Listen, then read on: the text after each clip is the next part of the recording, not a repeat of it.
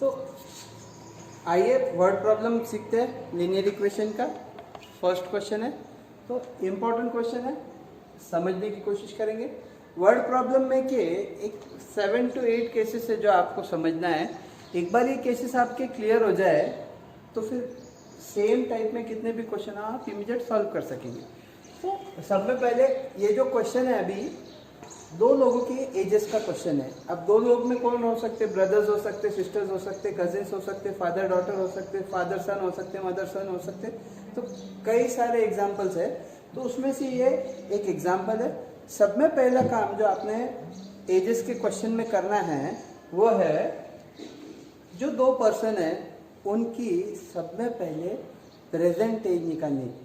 Get it clear, जो भी दो लोग हैं उनकी प्रेजेंट एज निकालनी है। प्रेजेंट एज मतलब क्या, अभी की एज, करंट एज, है ना, क्योंकि यही अपना रेफरेंस पॉइंट रहेगा। इसके आप आगे भी जा सकते, इससे आप पीछे भी जा सकते। फॉर एग्जांपल आप मान लीजिए मेरी एज आज 30 है, तो this is my present age. अब ये 30 से आप मेरे को आज से 3 साल पहले की एज निकाल सकते हैं। 3 साल माइनस कर दिए तो यू विल गेट 27। 30 से आज से 4 साल बाद की एज निकाल सकते हैं मेरी आप, 30 + 4 you will make this age 34। तो आप आगे भी जा सकते, पीछे भी जा सकते, लेकिन ये सब करने के लिए सब में ज़्यादा इम्पोर्टेंट है आपको वो बंदे की प्रेजेंट एज के बारे में मालूमात होना। अगर क्वेश्चन में कुछ इंफॉर्मेशन इनपुट दिया है तो ठीक, नहीं तो सब में पहला काम रहेगा जो दो लोग हैं, जो दो लोगों के बारे में क्वेश्चन में थ्रू आउट डिस्कशन चल रहा है उनकी प्रेजेंट एज लॉक कर देना है। तो ये केस में स्टेटमेंट पढ़ता हूं मैं आपके लिए। Aftab tales his daughter. देखिए यहाँ पे इनडायरेक्टली दो लोग मिल गए, पहला आफ्ताब और दूसरा उसकी बेटी डॉटर। तो लेट, कौन सी एज ठहरानी है, जो दो लोग मिले इमीडिएट पहला काम, ये पहला बंदा ये दूसरा, ये दोनों की एजेस लॉक कर देने की। Let present age of Aftab be S years. Age है तो ईयर्स में रहेंगे, इसका यूनिट भी बता देना, कॉमा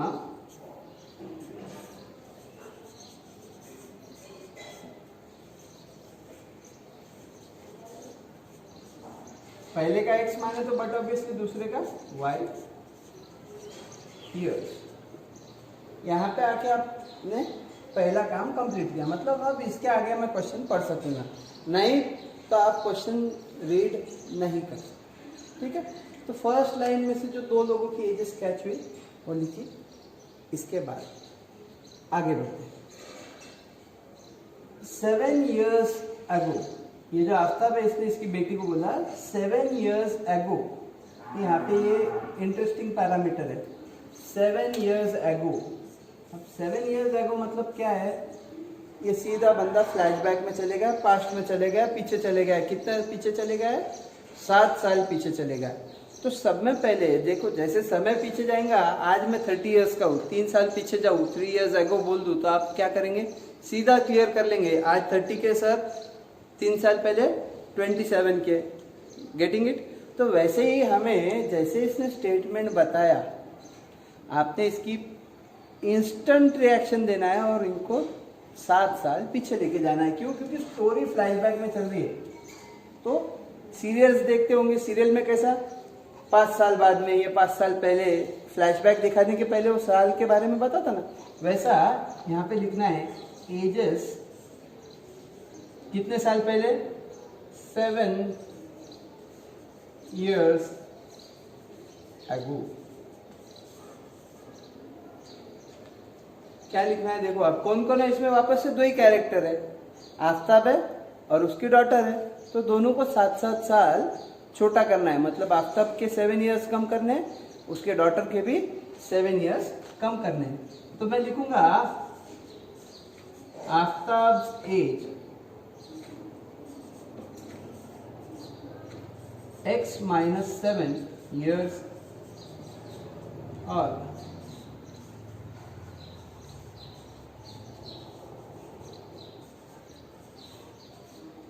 y - 7 years।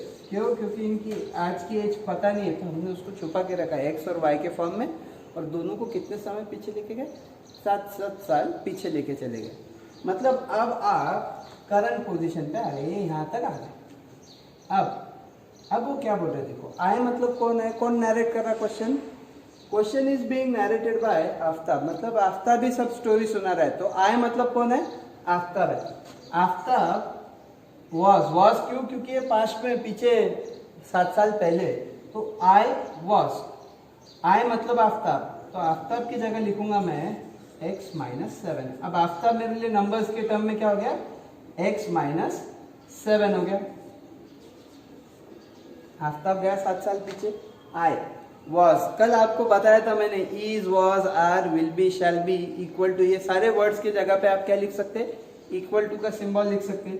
तो आई मतलब आफ्ताब, आफ्ताब मतलब क्या? उसकी वो उम्र, वो समय की। वॉज मतलब इक्वल टू, और आगे क्या बोल रहा है देखिए, आई वॉज 7 नंबर में लिख सकते हैं, वर्ड्स को नंबर में लिख दिया। टाइम्स मतलब मल्टीप्लीकेशन, कल की लिस्ट में हमने जहाँ प्रोडक्ट लिखा था वहां पे एक वर्ड ऐड कर लेना है, टाइम्स। टाइम्स मतलब मल्टीप्लीकेशन।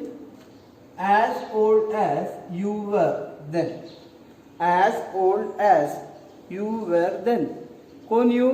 मतलब उसकी डॉटर के बारे में बात किया उसने, लेकिन कब की उम्र के लिए? वो जमाने की, मतलब मुंते जमाने की, 7 साल पहले की। तो 7 times as old as you were then, daughter की एज वो जमाने में कितनी थी?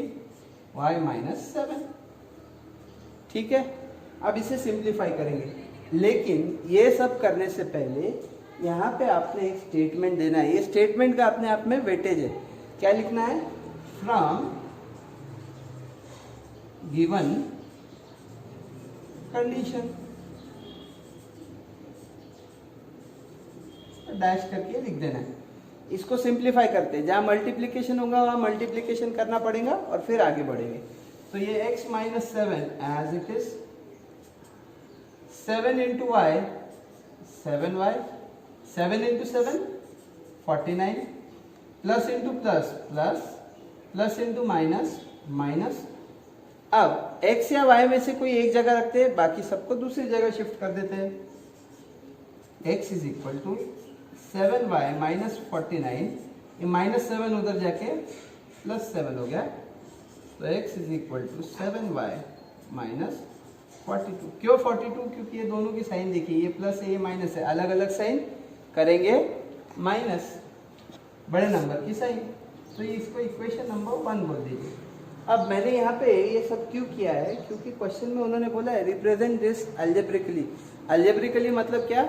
सॉल्व करके बताना था, तो मैंने एक इक्वेशन तैयार किया है ना, और आगे भी बोला है ग्राफिकली भी करना है, तो ग्राफ बनाने के लिए भी आपको ये इक्वेशन काम में आएगा। तो यहाँ पे मैंने स्टेप नंबर 1 कंप्लीट की। नेक्स्ट, इसके आगे जाना है, मेरे पास जगह नहीं है, तो मैं ये पार्ट आपके लिए क्लियर करके इसी के आगे कंटिन्यू कर रहा हूँ, क्वेश्चन इरेज नहीं करता हूँ। तो व्हाट दे से फर्दर, यहां तक का कंप्लीट हो गया था, कॉमा देके इन्होंने आगे बढ़ाया सिचुएशन को। तो आगे क्या बोल रहे हैं? Also 3 years from now, 3 years from now मतलब ये कहाँ आ गया? आज से 3 years आगे, मतलब कहाँ आ गया? प्रेजेंट से फ्यूचर में जम कर लिया। पहले पास्ट में था, पास्ट से सीधा फ्यूचर में जा रहा है, फ्यूचर में जाने के लिए उसको प्रेजेंट के ऊपर से जाना है। तो एज आफ्टर कितना समय? 3 years। आफ्ताब से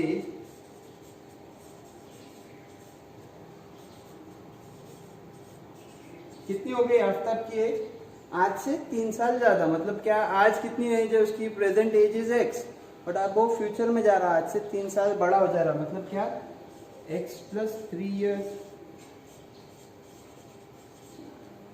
ना डॉटर की एज की भी बात करनी पड़ेगी। क्यों? क्योंकि आफ्ताब बड़ा हो तो बट ऑब्वियस सी बात है उसकी डॉटर भी बड़ी होंगी। डॉटर बड़ी नहीं होंगी ऐसा नहीं है। तो डॉटर्स एज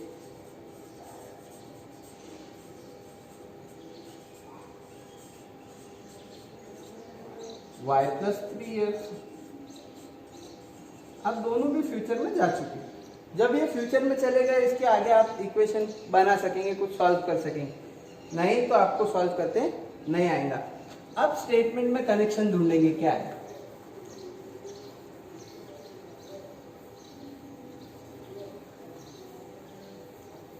तो स्टेटमेंट में दिया है ऑल्सो 3 years फ्रॉम नाउ, 3 साल आगे लेके आए यहाँ पे।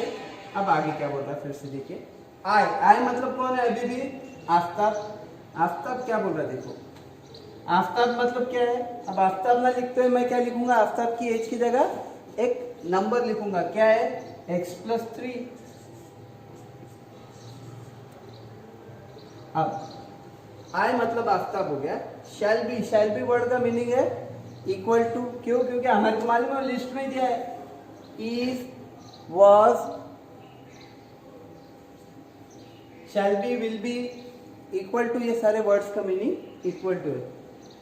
तो आई शैल बी 3 टाइम्स, ये नंबर स्पेलिंग लिखिए, आप इसकी जगह डायरेक्ट नंबर लिख सकते। टाइम्स वर्ड का मीनिंग है मल्टीप्लीकेशन। हम क्या कर रहे हैं, जो स्टेटमेंट है ना उसको वर्ड टू वर्ड कन्वर्ट करने की कोशिश कर रहे हैं।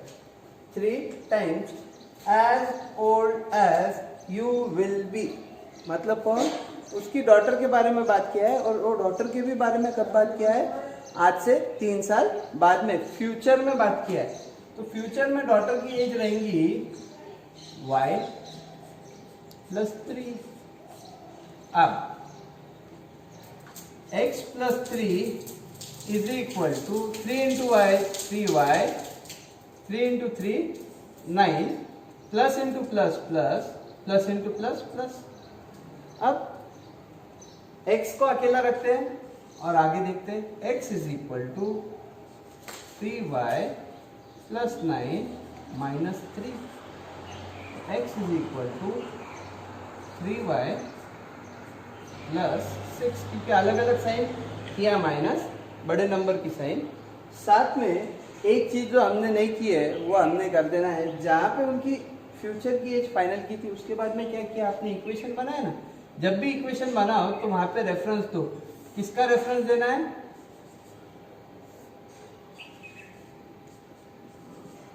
रेफरेंस देना है फ्रॉम गिवन कंडीशन का। ये स्टेटमेंट लिखना है।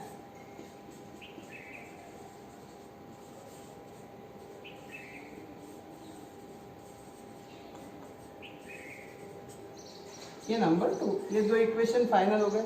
जैसे ये 2 इक्वेशन आपके पास क्लियर हो जाते हैं, आप इसका ग्राफ बना सकते हैं और आप इसको सॉल्व भी कर सकते हैं। आपके लेवल पे इनिशियली अभी एक्सपेक्टेड नहीं है इन्हें सॉल्व करना है, बट ग्राफ बनाना एक्सपेक्टेड है। अब ग्राफ कैसे बनाया जाए आइए डिस्कस करते हैं। अब ग्राफिकली सॉल्व करना है। ग्राफिकली सॉल्व करते वक्त एक चीज दिमाग में रखना है, आपको सिर्फ हर इक्वेशन के 2 पॉइंट चाहिए, हर इक्वेशन के गिन के 2 पॉइंट। क्यों, क्योंकि 2 points are more than enough to draw a line.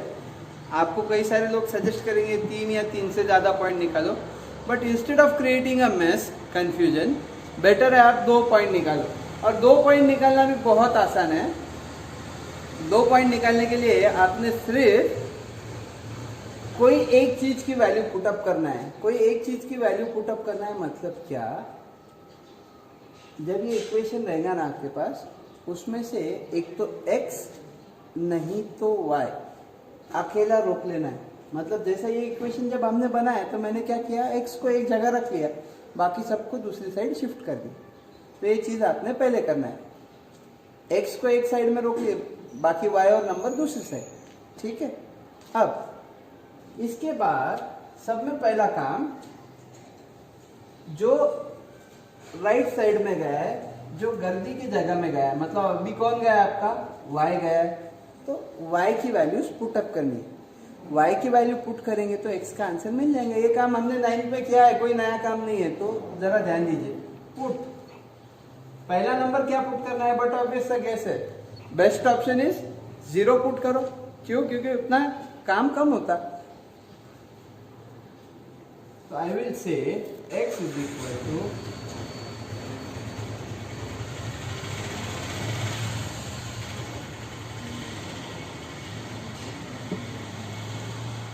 7 into 0 0 minus 42, x की वैल्यू आ गई minus 42।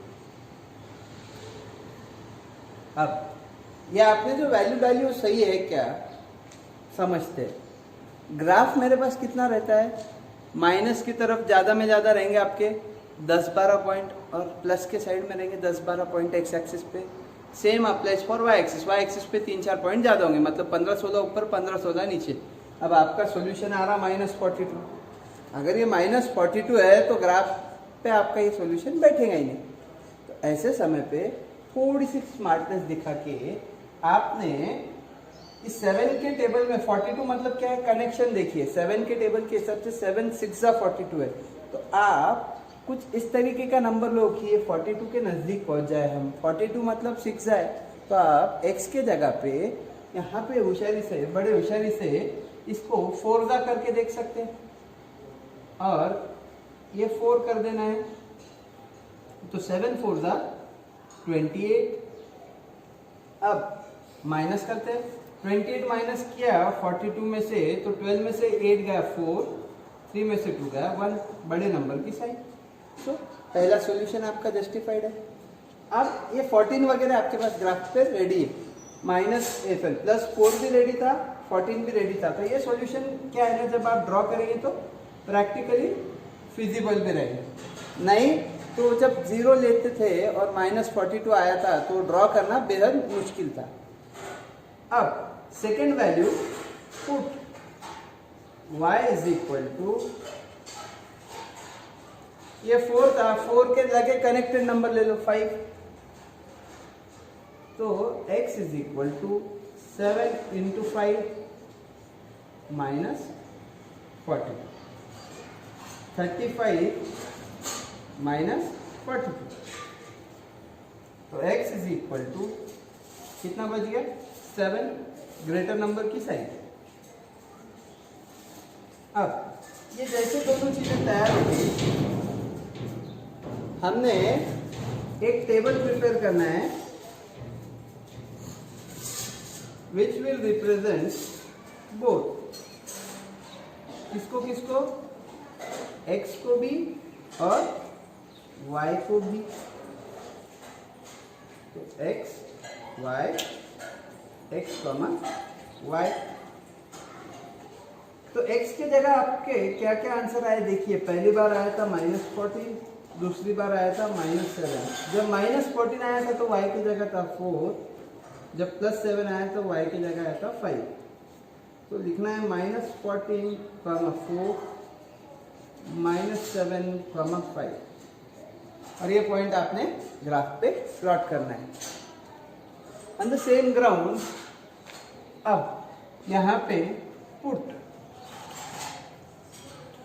y is equal to ही पुट करना है। क्यों? क्योंकि आपने सब एक साइड में ले लिया है, x अलग है। जो गर्दी में है राइट साइड में है, जिसके साथ कोई नंबर्स है और उसकी वैल्यू पुट करना है, मतलब ये y है बेचारा यहाँ गर्दी में, तो y की वैल्यू पुट करना है। Put y is equal to, but obvious सा गेस है 0 लेके देखते हैं। नंबर अपने कंट्रोल में रहे तो ठीक, नहीं तो इमीडिएटली उसको स्मार्टली मैनिपुलेट कर देना है। 0 के आगे आपको सिर्फ नंबर ऐड करना ही क्या है।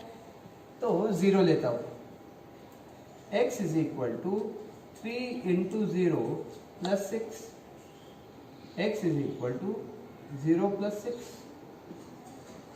देखिए कंट्रोल में का नंबर 6, ग्राफ पे हम वैसे भी बनाएंगे क्योंकि 15-16 तक जाते हैं हम दोनों जगह, राइट साइड में, लेफ्ट साइड में, ऊपर भी नीचे भी। फिर दूसरा केस रहेगा, जब 0 पे चला तो 1 पे भी चल जाएगा, y इज इक्वल टू 1। तो x is equal to 3 into 1 plus 6, you get 3 plus 6, x is equal to 9। इसका भी आपने ग्राफ टेबल बना लेना है। टेबल में क्या रहेगा, टेबल में रहेंगी दो चीजें, क्या क्या, x y, x comma y। x का नंबर पहले केस के लिए कितना है, 6 आया हुआ है, जबकि y कितना लिए थे आपने, 0। पहले x फिर y। फिर से दूसरे केस में x का आंसर आया 9, x का आंसर आया 9, जबकि y आपने कितना पुट किया था वहां, 1। तो x पहले y बाद में। अब ये जैसे आपका टेबल तैयार है, इट इज एक्सपेक्टेड कि आप इससे ग्राफ ड्रॉ करें। अब एक बात, ये चीज़ लगती जितनी आसान उतनी है नहीं, तो आपको इसकी प्रैक्टिस करना पड़ेगा, आपको खुद से सॉल्व करके देखने पड़ेंगे। इसके बाद के जो 2 क्वेश्चन हैं उसके मैं ग्राफ डायरेक्ट सॉल्यूशन में देने वाला हूँ, आपको उसके ग्राफ खुद से बना के देखना है। मैं इक्वेशन भी बना के दूंगा, आपको हेल्प करूंगा इक्वेशन बनाने में, बट आपको ग्राफ खुद से बनाने। एक और इम्पॉर्टेंट चीज़, आप जब मैंने ये क्वेश्चन सॉल्व करना शुरू किया था स्टेटमेंट रीड करके, मैंने डायरेक्ट शुरू किया था, स्टेटमेंट रीड किया और ग्राफ सॉल्यूशन लिखना शुरू कर दिया। आप लोगों से एक्सपेक्टेड है जब भी आप लीनियर इक्वेशन का क्वेश्चन सॉल्व करेंगे, क्वेश्चन मिनिमम 2 बार पहले सिर्फ रीड करना है, उसमें से पैरामीटर आइडेंटिफाई करना है, कैसा क्वेश्चन है, एज का क्वेश्चन है क्या, कौन से 2 लोग हैं इसमें, कौन नहीं है, किसके लिए आप क्या अज्यूम करने वाले, फ्यूचर में गया पास्ट में गया, ये सब चीज़ें आपने सोच के क्लियर कर लेना है और फिर ही आगे बढ़ना है। Get it clear. हम लोगों की ये प्रैक्टिस से सालों साल का तजुर्बा है बोल के हम डायरेक्ट स्टार्ट कर रहे हैं, but for you it is very much essential कि आपने ये क्वेश्चन मिनिमम 2 बार पढ़ना है और फिर ही आगे बढ़ना है। सिंपल टॉपिक है, बट आप अगर इंस्ट्रक्शन फॉलो करेंगे तो, अनलेस एंड अनटिल अगर आप इंस्ट्रक्शन फॉलो नहीं करेंगे तो ये लेसन सिंपल से कॉम्प्लिकेटेड में टर्न हो जाएगा। तो for that reason word problem important question है, 4 मार्क कैटेगरी के क्वेश्चन है, ऐसे क्वेश्चन पेपर में भी आए हैं। तो आपसे एक्सपेक्टेड है कि आप ये क्वेश्चन का पूरा फोकस करके आंसर स्टडी करें। तो आइए समझते हैं क्वेश्चन नंबर 2। क्वेश्चन नंबर 2 में क्या लिखा है, coach of a cricket team buys 3 bat and 6 ball for ₹3900। अब एक क्रिकेट टीम का कोच है, इसने 2 चीज़ें बाय की कि क्रिकेट टीम के कोच की जगह कोई पर्सन हो सकता है XYZ, और बैट और बॉल की जगह मे बी पेन पेंसिल हो सकता है, इरेजर हो सकता है, it may be some eatables, may be chocolates and puffs, may be fruits. तो कोई भी चीज़ ये मार्केट से बाय कर सकता है। और जब कभी भी बाइंग का क्वेश्चन आ गया तो ये टाइप 2 का क्वेश्चन है, मतलब इसमें जो 2 चीज़ें आपको सब में पहले ठहरानी पड़ेंगी क्या है, वो जो प्रोडक्ट्स परचेस कर रहा है उसकी इंडिविजुअल कॉस्ट ठहरानी पड़ेगी। मतलब क्या, इसने क्या बोला, 3 बैट लिया, 6 बॉल लिया और बिल हो गया 3900। Get it clear, get it clear. एक बैट कितने की पता चली क्या? नहीं। एक बॉल कितने का है पता चला क्या? नहीं। तो ऐसे समय पे आपको बिलिंग क्लियर नहीं है, तो जो जो चीज़ें इन्होंने हाइड किए हैं उसके बारे में पहले बता देना है, या जो चीज़ खरीद रहा है उसकी इंडिविजुअल कॉस्ट ठहरा देना है। तो let cost of a bat be X rupees, cost of a ball be Y rupees। ये आपको पहले फिक्स करना पड़ेगा।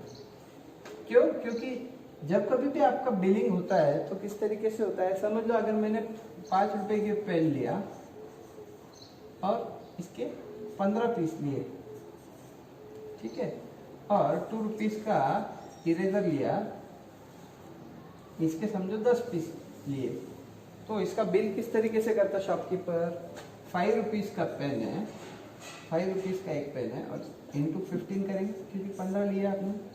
वैसे ही 2 रुपीस का इरेजर है, इसके कितने पीस लिए आपने? 10 पीस लिए, और फिर बिल बनाएंगे 15 5 you get 75 plus 10 to the 20, तो you get 95 rupees as bill. तो उस तरीके से ये क्रिकेट कोच का बिल बनाना है हमें। तो from given condition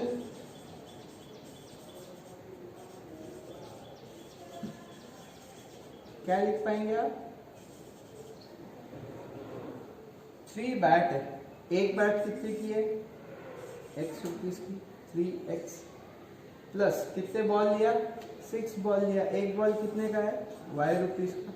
but total bill कैसा हुआ? इसका टोटल बिल हुआ 3900।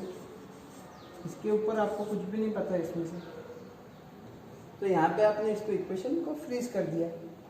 अब ये इक्वेशन आप डायरेक्टली यूज कर सकते हैं सॉल्व करने के लिए, बट आपको ग्राफ बनाना है। इसके लिए कंपलसरी मैं एक स्टेप करूंगा। क्या करूंगा?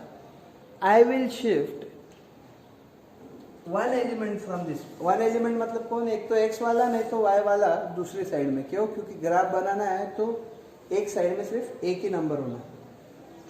तो मैं क्या कर सकता हूँ, मैं लिखूंगा 3x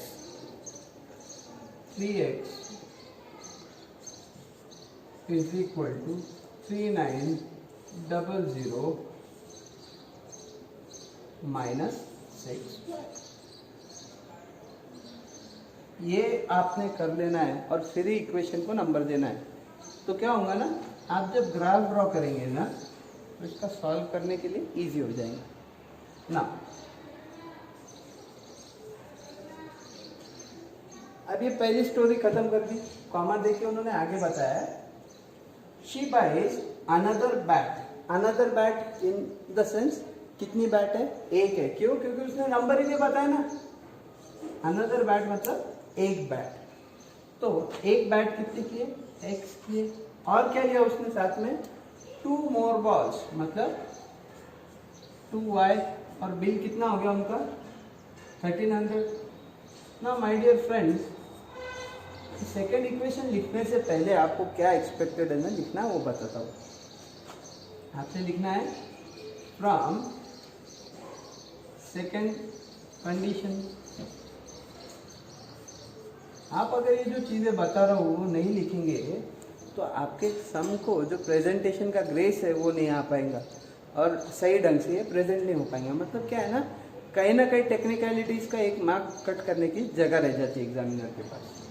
अब क्या करना है, ये इक्वेशन तो फाइनल हो गया बट मेरे को ग्राफ के हिसाब से सेट करना है। तो I will say x is equal to 1300 minus 2y। उसको नंबर 2 लीजिए, ठीक है। अब आपकी ड्यूटी है इसका ग्राफ आपने बनाना। ग्राफ बनाने से पहले या ग्राफ बना भी लिया आपने तो आपको एक हिंट देता हूँ आपका ग्राफ सही है या गलत है ये समझने के लिए। तो कल हमने सीखा था a1/a2, b1/b2 और c1/c2। अगर ये चीज़ आपने सीखी हुई है, आपको याद है, तो इसमें 3 कंडीशंस थी। क्या क्या कंडीशंस थी? a1/a2 पहली बार में रिजेक्ट कर दिया, मतलब क्या है, झगड़े हो गए, देखते बार इंटरसेक्ट हो जाएंगी लाइंस, है ना। क्या किया, पहले बुलाया a1/a2 is equal to b1/b2, but last में रिजेक्ट कर दिया, लटका दिया c1/c2। कैसी लाइन्स रहेंगी? पैरेलल लाइन्स रहेंगी। और लास्ट एग्जांपल क्या था? a1/a2 is equal to b1/b2 is equal to c1/c2। ये तो गले पड़े जैसा हो गया, सब जम गया, है ना। तो सेटिंग हो गई यहाँ पे, तो ओवरलैपिंग लाइन्स आएंगी। तो आपने ग्राफ बना भी लिया तो आपने क्या करना है, दिल की दिल में एक काम करना है, एक्स एक्स के नंबर लिखना है दोनों के। तो मैं लिखूंगा दिल की दिल में 3 और इधर 1, इसका कुछ नहीं था मतलब 1। y का नंबर लिखना है 6 और इसका 2, 6/2। आप लिख पाएंगे इसको 3 जा 1 जा। और लास्ट वाला कौन है? 3900 और 1300। 3900 अपॉन 1300। 1300 तो कैंसिल हो गया, 13 1 जा 13 3 जा। तो इसका भी आंसर है 3/1। तो आपके ये जो तीनों आंसर है ना 3/1 3/1 3/1 आ रहे हैं और ये आपने रफ में दिल की दिल में कैलकुलेट करके रखा है। तो indirect message a1/a2 is equal to b1/b2 is equal to c1/c2 ये तीसरी सिचुएशन को मैच कर रहा है। मतलब आप जब इसका ग्राफ ड्रॉ करेंगे, तो आपको मिलेंगी ओवरलैपिंग लाइंस, है ना। और अगर ओवरलैपिंग लाइंस है तो आपको आंसर कंफर्म करने में आसानी रहेगी।